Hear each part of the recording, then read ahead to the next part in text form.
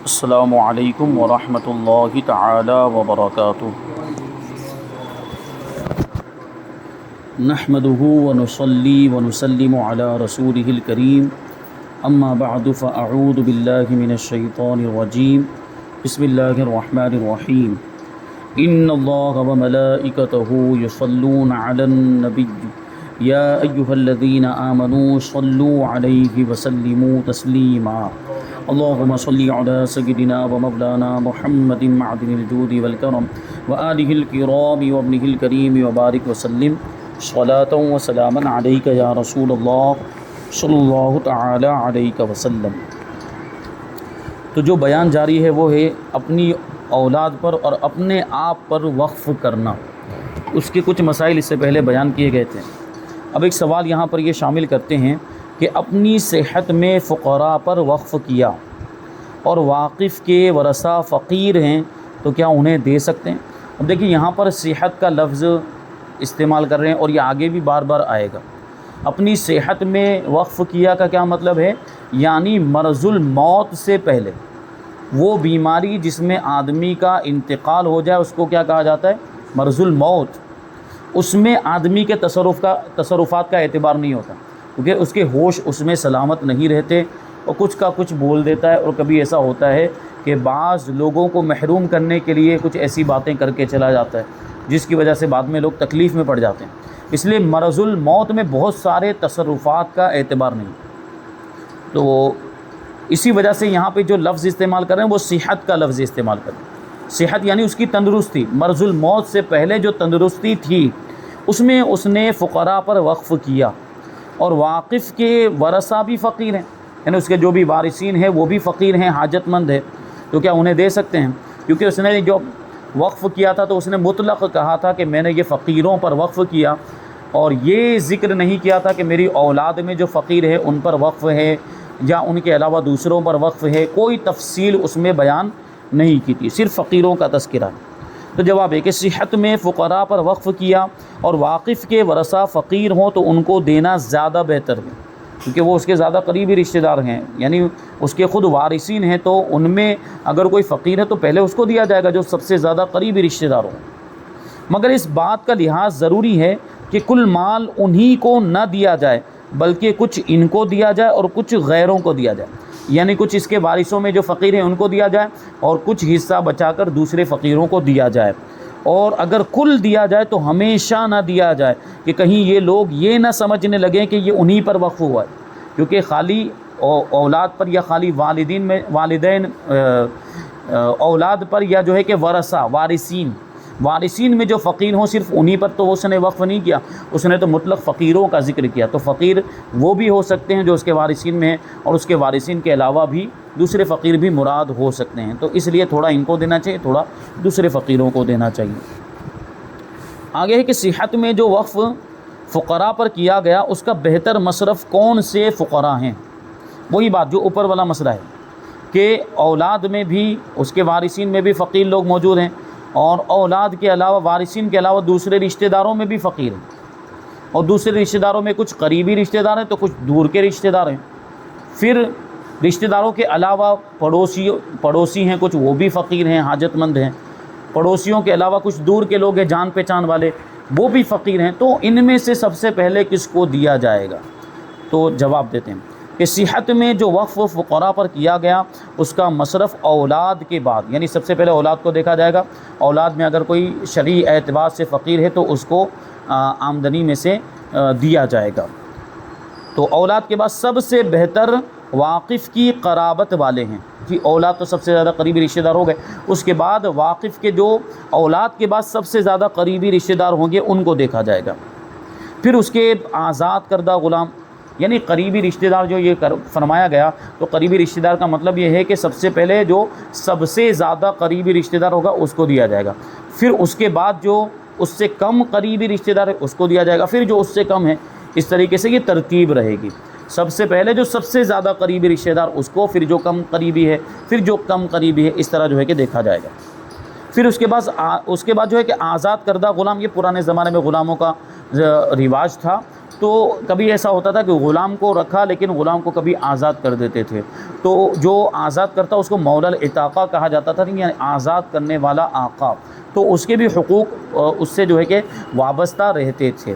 تو اپنے آزاد کردہ غلام کو بھی وہ دے سکتا ہے، یا جو ہے کہ اس کا واقف کا جو آزاد کردہ غلام ہے اگر وہ فقیر ہے تو اس کو دیا جائے گا۔ پھر اس کے پڑوس والے یعنی قریبی رشتہ دار ہو گئے، آزاد کردہ غلام، آزاد کیا ہوا غلام، آزاد کردہ غلام سے مراد کیا ہے؟ جس نے اس غلام کو آزاد کر دیا۔ پھر اس کے بعد پڑوس والے، یعنی پڑوس میں جو فقیر ہوں ان کو دیا جائے گا۔ پھر اس کے شہر کے وہ لوگ جو واقف کے پاس اٹھنے بیٹھنے والے، اس کے دوست احباب ہوں یعنی جان پہچان والے ہوں، ان کو دیا جائے گا۔ ابھی اپنی اولاد پر رہائش کے لیے وقف کیا تو کیا وہ کرائے پر دے سکتے ہیں؟ یعنی کوئی مکان ہے مثال کے طور پر، وہ مکان اپنی اولاد پر وقف کیا اور اس لیے وقف کیا، مقصد یہ تھا کہ اس کی اولاد اس مکان میں رہے گی، تو اس کی اولاد اس کو کرائے پر نہیں دے سکتی۔ یہی جو ہے کہ اس کا جواب ہے۔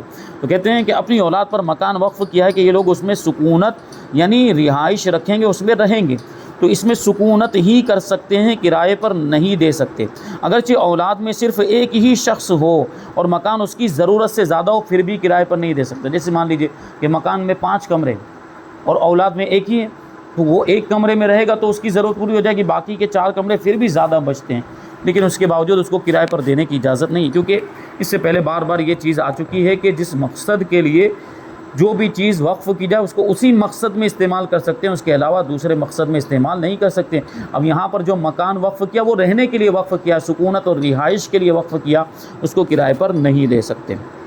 اور اگر اس کی اولاد میں بہت سے اشخاص ہوں کہ سب اس میں سکونت نہیں کر سکتے، جب بھی کرائے پر نہیں دے سکتے۔ یعنی جیسے مان لیجئے کہ 2 ہی کمرے اور اس کی اولاد مان لیجئے کہ 10 ہیں، 10 بیٹا بیٹی سب ملا کے، یا 9 ہے 8 ہے، کہ یہ 2 کمرے ان کے لیے کافی نہیں ہیں، تو اب یہ لوگ سوچیں کہ لاؤ اس کو کرائے پر چلا لیتے ہیں، ہم اپنے اپنے گھروں میں رہیں گے اور اس کا جو کرایہ آتا رہے گا وہ ہم آپس میں تقسیم کر لیں گے، کیونکہ اس میں رہنا تو ممکن نہیں ہے۔ یعنی 10 کے 10 اس میں رہ تو نہیں سکتے، 10 جو بھی بیٹا بیٹیاں جو بھی ہوں گے وہ سب کے سب ایک ساتھ میں نہیں رہ سکتے، ناکافی ہے۔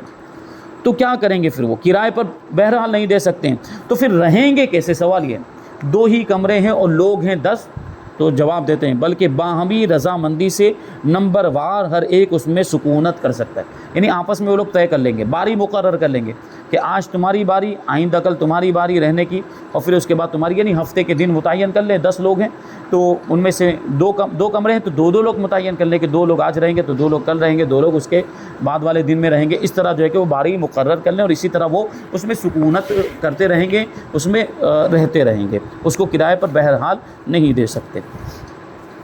اب ہے سوال کہ جس پر سکونت کے لیے وقف ہے تو کیا وہ اپنے ساتھ اپنی بیوی کو بھی رکھ سکتا ہے؟ دیکھیے یہاں پہ سوال یہی آتا ہے کہ اولاد پر وقف کیا تو جس پر وقف کیا وہ اسی کے لیے وقف ہے، یہ بیوی اولاد میں نہیں آتی ہیں، تو یعنی اس کے لڑکے کی بیوی، جو اولاد میں جو لڑکے ہوں گے ان کی جو بیویاں ہیں وہ اولاد میں نہیں ہے، ظاہر سی بات ہو، تو بہو کہی جاتی ہے، اس کو تو بہو کہتے ہیں، وہ اولاد میں نہیں، تو اولاد پر وقف کیا ہے تو وقف میں وہ داخل نہیں ہے۔ تو اب سوال یہی پیدا ہوتا ہے کہ مکان اولاد کے رہنے کے لیے وقف کیا تھا تو کیا وہ اس کے جو لڑکے ہیں وہ اپنی بیویوں کو بھی ساتھ میں لے کر رہ سکتے ہیں یا نہیں رہ سکتے؟ تو جواب ہے کہ اگر مکان موقوف بہت بڑا ہے، جو مکان وقف کیا گیا وہ بہت بڑا، اس میں بہت وسعت ہے، بہت سارے کمرے، جس میں بہت سے کمرے اور حجرے ہیں، تو مردوں کی عورتیں اور عورتوں کے شوہر بھی رہ سکتے ہیں۔ یعنی اپنی اولاد پر وقف کیا تو اس کی اولاد میں ہو سکتا ہے لڑکے ہوں، اس کی اولاد میں ہو سکتا ہے لڑکیاں بھی ہوں، تو لڑکے ہیں تو وہ اپنی بیویوں کو لے کر رہ سکتے ہیں، اور اگر لڑکیاں ہیں تو وہ اپنے شوہروں کو لے کر اس میں رہ سکتے ہیں، جبکہ کمرے بہت زیادہ ہوں، وسعت ہوں کہ سب آرام سے اس میں رہ سکتے ہیں۔ ایک ایک کمرہ جو ہے کہ سب آپس میں تقسیم کر لیں اور ہر کسی کے لیے وہ کافی ہو جائے، تو ایسی صورت میں وہ رہ سکتے ہیں۔ یعنی اپنی بیویوں کو وہ شوہر لے کر ایک الگ کمرے میں رہے گا، ایک لڑکا، اسی طریقے سے دوسرا لڑکا اپنی بیوی کو لے کر، اگر بچے ہیں تو بچوں کو بھی ساتھ میں لے کر اس میں رہ سکتے ہیں۔ تو اسی کو کہتے ہیں کہ مرد اپنی عورت اور نوکر چاکر کے ساتھ علیحدہ کمرے میں رہے، ایک کمرہ اختیار کر لے اور اسی میں اپنی بیوی کے ساتھ رہے، اور دوسرے لوگ دوسرے کمروں میں، اور اگر اتنے کمرے اور حجرے نہ ہوں کہ ہر ایک علیحدہ سکونت کرے تو صرف وہی لوگ رہ سکتے ہیں جن پر وقف ہوا ہے۔ یعنی اب بیویوں کو رکھنے کی گنجائش نہیں، کمرے بہت کم ہیں، اگر بیویوں کو لے کر آئیں گے یا نوکر چاکر کو ساتھ میں لے کر آئیں گے تو پھر کمرے کم پڑ جائیں گے، تو ایسی صورت میں جن پر وقف ہوا صرف وہی لوگ رہ سکتے ہیں، وہ دوسرے لوگ اس میں نہیں رہ سکتے۔ آگے سوال ہے کہ مکان وقف کیا اور شرط یہ لگا دی کہ میری فلاں بیوہ جب تک نکاح نہ کرے اس میں سکونت کرے، واقف کے مرنے کے بعد اس کی بیوہ نے نکاح کر لیا تو کیا حکم ہے؟ دیکھیں، ہو سکتا ہے کہ اس کی چند بیویاں ہوں، ایک سے زیادہ، 2 ہو، 3 ہو، تو اس نے یہ کہہ دیا کہ میری فلاں بیوہ، یعنی ایک خاص اپنی بیوی کا نام لے کر بولا. جیسے 2 بیویاں ہیں تو 2 بیووں میں سے ایک کا جیسے خالدہ نام ہے مثال کے طور پر، تو اس نے کہا کہ میری فلاں بیوہ یعنی خالدہ، کیونکہ اس کے مرنے کے بعد وہ بیوہ ہو جائے گی، تو میری جو فلاں بیوہ یعنی خالدہ جب تک وہ دوسرا نکاح نہیں کرتی یہ اس گھر میں رہ سکتی ہے، اور اگر وہ نکاح کر لے گی میرے مرنے کے بعد تو پھر وہ اس میں نہیں رہ سکتی. تو کیا کیا جائے گا؟ تو جواب ہے مکان وقف کیا اور شرط یہ کر دی کہ میری فلاں بیوہ جب تک نکاح نہ کرے اس میں سکونت کرے گی، یعنی اس میں رہے گی. واقف کے مرنے کے بعد اس کی بیوہ نے نکاح کر لیا، دوسرا نکاح کر لیا، تو سکونت کا حق جاتا رہا، کیونکہ اس نے شرط یہی لگائی تھی کہ اگر نکاح کر لے گی تو پھر نہیں رہ سکتی. لہٰذا اب اس نے نکاح کر لیا تو سکونت کا حق جاتا رہا، اور نکاح کے بعد پھر بیوہ ہو گئی، یعنی دوسرے شوہر سے نکاح کیا تو وہ دوسرا شوہر بھی مر گیا، یا اس شوہر نے اس کو طلاق دے دی، جب بھی حق کے سکونت عود نہیں کرے گا. یعنی اگرچہ وہ دوسری مرتبہ بیوہ ہو گئی ہے یا دوسرے شوہر نے اس کو طلاق دے دیا ہے، تو ایک بار جو سکونت کا یعنی اس میں رہنے کا جو حق تھا وہ چلا گیا، اب دوبارہ وہ حق لوٹ کر نہیں آئے گا، کیونکہ اس نے مطلق کہا تھا. اس نے کیا کہا تھا کہ جب تک وہ بیوہ ہے وہاں تک اس کے لیے حق ہے اس میں رہنے کا، اور اگر وہ شادی کر لے تو وہ حق ختم ہو جائے گا. اب جیسے ہی اس نے شادی کی وہ حق ختم ہو گیا، اب پھر سے اگرچہ وہ بیوہ ہو جا رہی ہے یا طلاق شدہ ہو جا رہی ہے، اب وہ حق لوٹ کر نہیں آئے گا. اب ایک اہم سوال ہے کہ اپنے پڑوس کے فقراء پر وقف کیا تو کون کون لوگ مستحق ہوں گے، یعنی پڑوس میں کون کون سے لوگ شامل ہوں گے. کہ ابھی عام طور پر ہم جب پڑوسی بولتے ہیں تو کیا مراد لیتے ہیں؟ جو بالکل ہمارے گھر سے متصل گھر میں رہتے ہوں، ایک دیوار ہو، یعنی ایک دیواروں کا مطلب ان کی دیوار ہماری دیوار کے ساتھ بالکل ملی ہوئی اور بالکل متصل ہو تو اس کو پڑوسی مانتے ہیں. جبکہ صرف وہی پڑوسی نہیں ہے، پڑوسی میں اور زیادہ وسعت ہے. تو کہتے ہیں کہ جب پڑوسیوں پر وقف کیا ہے، پڑوس کے فقراء پر وقف کیا، جیسے آدمی ہے ایک محلے میں رہتا ہے اور اس کا ایک مکان ہے اسی محلے کے اندر ہے، اور اس نے کہا کہ یہ میرا مکان میرے سارے پڑوسیوں میں جو بھی فقیر ہیں ان پر میں نے یہ وقف کیا، تو اب کون کون اس میں داخل ہوں گے؟ تو جواب اپنے پڑوس کے فقراء پر وقف کیا تو پڑوسی سے مراد وہ لوگ ہیں جو اس محلے کی مسجد میں نماز پڑھتے ہیں. دیکھیں کتنی وسعت ہو گئی، خالی وہ پڑوسی نہیں ہے جس کی دیوار متصل، بلکہ محلے کی مسجد میں جتنے بھی لوگ نماز پڑھتے ہیں، یعنی اس محلے کے لوگ. کبھی ایسا بھی ہو سکتا ہے کہ کوئی باہر سے آ گیا، کوئی باہر سے نماز، کوئی دوسرے محلے کا ہے اور وہ یہاں اتفاق سے کسی کام سے آیا تھا اور وہ یہاں نماز پڑھنے لگ گیا، یا یہ کہ اس نے یہاں پہ نماز پڑھنے کی عادت ہی بنا لی. مان لیجئے کہ کوئی ایک مخصوص وقت ہے اور اس وقت میں وہ اسی محلے میں ہوتا ہے، اسی محلے میں اس کا کام ہوتا ہے. جیسے ظہر کے وقت میں وہ روزانہ آ جاتا ہے، روزانہ اس کا کام وہاں پر ہوتا ہے تو وہ روزانہ پڑھتا ہے، جبکہ وہ اس محلے میں رہنے والا نہیں ہے، اس محلے کا رہائشی نہیں، وہ تو کہیں اور رہنے والا ہے، تو وہ پڑوسی نہیں مانا جائے گا. اس محلے کے رہائشی لوگ، باشندے جو اسی محلے میں رہتے ہیں اور جو اس مسجد میں پڑھتے ہیں، وہ سب آپس میں ایک دوسرے کے پڑوسی مانے جائیں گے. تو ان لوگوں میں یعنی ایک مسجد میں نماز پڑھنے والوں میں جو بھی فقیر ہوں گے وہ سب اس میں شامل ہوں گے، اگرچہ ان کا مکان واقف کے مکان سے متصل نہ ہو، کیونکہ اب ظاہر سی بات ہے پورا محلہ آ گیا نا اس میں، تو مکان متصل ہوگا وہ بھی پڑوسی ہو، جس کا مکان متصل نہیں وہ بھی پڑوسی ہو گیا. اور ایک شخص اس محلے میں رہتا ہے مگر جس مکان میں رہتا ہے اس کا مالک دوسرا شخص ہے. ہوتا ہے نا کرایہ دار بھی رہتے ہیں، بھاڑوت جو ہم اپنی زبان میں کہتے ہیں، وہ مکان ان کا نہیں ہوتا لیکن رہتے اسی محلے میں اور نماز بھی اسی مسجد کے اندر پڑھتے ہیں، محلے کی مسجد کے اندر. تو ابھی اس اعتبار سے دیکھنے جائیں کہ جو محلے کی مسجد میں نماز پڑھتے ہیں وہ پڑوسی ہے، اور گھر بھی اس کا محلے میں، لیکن وہ گھر اس کا خود کا نہیں ہے، مالک کوئی اور ہے. تو اب کیا مانا جائے گا؟ اس کو پڑوسی مانیں گے کہ نہیں مانیں گے؟ تو جواب کہ جس مکان میں وہ رہتا ہے وہ اس کا مالک نہیں ہے، دوسرا شخص اس کا مالک ہے، اور وہ شخص جو مالک ہے وہ یہاں نہیں رہتا، مالک کہیں اور رہتا ہے. گھر اس کا یہاں ہوتا ہے نا، پراپرٹی مکان دوسری جگہ پر ہوتے ہیں، خرید لیتے ہیں پھر وہاں پر کسی کو کرائے پر دے دیتے ہیں. تو مالک یہاں نہیں رہتا، مالک دوسری جگہ پر رہتا ہے اور یہاں تو کرایہ دار رہتا ہے. تو مالک مکان پڑوسیوں میں شمار نہ ہوگا بلکہ وہ ہوگا جس کی یہاں سکونت ہے. مالک دوسری جگہ رہتا ہے تو اس کو پڑوسی نہیں مانیں گے، جو یہاں ابھی کرایہ دار بن کر بھاڑوت بن کر رہ رہا ہے وہ پڑوسی مانا جائے گا، اور وہ اگر فقیر ہے تو وہ اس کا مستحق ہوگا. وقف کے وقت جو لوگ محلے میں تھے وہ اس مکان کو بیچ کر، وہ اپنا مکان بیچ کر چلے گئے، تو اب وہ پڑوسی نہ رہے بلکہ اب یہ لوگ ہوں گے جو اب یہاں رہتے ہیں. جب اس نے وقف کیا تو اس نے کیا الفاظ کہے تھے کہ میرے پڑوس میں جو بھی فقراء ہیں ان پر میں نے اس کو وقف کیا. تو اس وقت جو بھی فقیر اس کے پڑوس میں، یعنی وہ محلے والے جو ایک مسجد میں نماز پڑھتے ہیں، ان میں جو بھی فقیر ہیں وہ سب اس میں شامل ہو گئے. لیکن بعد میں کیا ہوا کہ کچھ لوگ ایسے تھے محلہ چھوڑ کر چلے گئے، اپنا جو مکان تھا وہ بیچ کر چلے گئے. تو اب ظاہر سی بات ان کی جگہ پہ دوسرے لوگ رہنے کے لیے آئیں گے جن کو اس نے بیچا ہے. تو اب جب اس نے چھوڑ دیا تو اب وہ پڑوسی نہ رہا، محلہ چھوڑ دیا، مکان بیچ کر چلا گیا، اس محلے میں رہا ہی نہیں اور مکان بھی اس کا نہیں ہے، تو اب وہ پڑوسی نہ رہا، اب وہ وقف کا مستحق نہیں ہے. اب جو لوگ بعد میں آ کر یہاں پر رہنے لگ گئے ان میں اگر کوئی فقیر ہے تو وہ اس کا مستحق ہوگا. تو یہاں پر یہ اولاد پر اور اپنے آپ پر وقف کرنے کا جو بیان تھا وہ مکمل ہوا. آگے جو بیان ہے وہ مشاع کے وقف کے بارے میں، کہ مشاع کو وقف کرنا کیسا ہے اور مشاع کی تعریف کیا ہے، مشاع کہتے کس کو ہیں. تو ہم پہلے جو خالی بس تھوڑا سا اس کو شامل کر لیتے ہیں، باقی اس کے جو تفصیلی مسائل جو ہے وہ انشاءاللہ ہم آگے دیکھیں گے. تو سب سے پہلے تو مشاع کے بارے میں جاننا ہے کہ مشاع کہتے کسے. یہ اس کا تلفظ دیکھیں، مشاع آخر میں کیا ہے، عین. یہ شیوع سے بنا ہے. شیوع کا معنی ہوتا ہے پھیلنا اور مشاع کا معنی پھیلا ہوا، اور اس کو ہم مشترک بھی کہہ سکتے ہیں. مشترک کا مطلب کیا ہوا کہ ایک ہی چیز ہے جس میں دو لوگوں کی یا دو سے زیادہ لوگوں کی ملکیت، یعنی پارٹنر ہیں، لوگ شریک ہیں. جیسے مثال کے طور پر ایک زمین ہے اور ایک زمین کو دو لوگوں نے مل کر خریدا ہے یا تین لوگوں نے مل کر خریدا، تو وہ زمین کیا ہو گئی، مشاع ہو گئی. وہ زمین کیا ہو گئی، مشترک. اور اس میں ایک چیز یہ بھی ہے کہ ہر ایک کا حصہ معلوم نہیں، متعین نہیں ہے.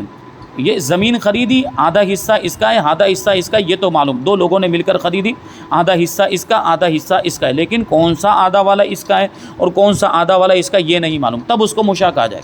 اگر یہ فکس کر دیتے کہ بھائی یہ آدھا تیرا، یہ آدھا میرا ہے، تو یہ مشاع نہیں ہے.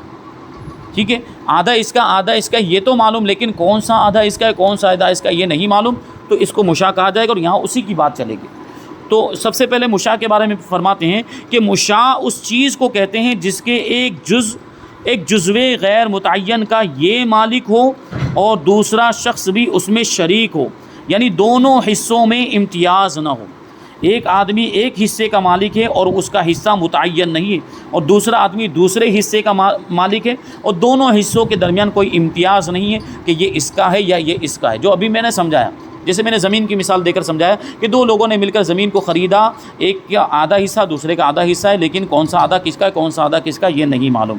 تو اب یہاں پہ جو ہے کہ یہ مشاع کی تعریف بیان کر دی، تو اس کو ہم جو ہے کہ آگے لے کر چلیں گے کہ مشاع کے احکام کیا ہے. تو سب سے پہلے تو مشاع کی قسمیں بیان کریں گے کہ مشاع کی قسمیں کتنی ہوتی ہیں، اور اس کے بعد مشاع کا وقف درست ہے کہ نہیں درست، اور اس کے تعلق سے اور دیگر مسائل انشاءاللہ تبارک و تعالی آئندہ درس میں ہم شامل کریں گے. اللہ تبارک و تعالیٰ کی بارگاہ میں دعا ہے کہ جو کچھ بھی بیان ہوا اس پر ہم سب کو عمل کرنے کی توفیق عطا فرمائے. وما علینا الا البلاغ. السلام علیکم.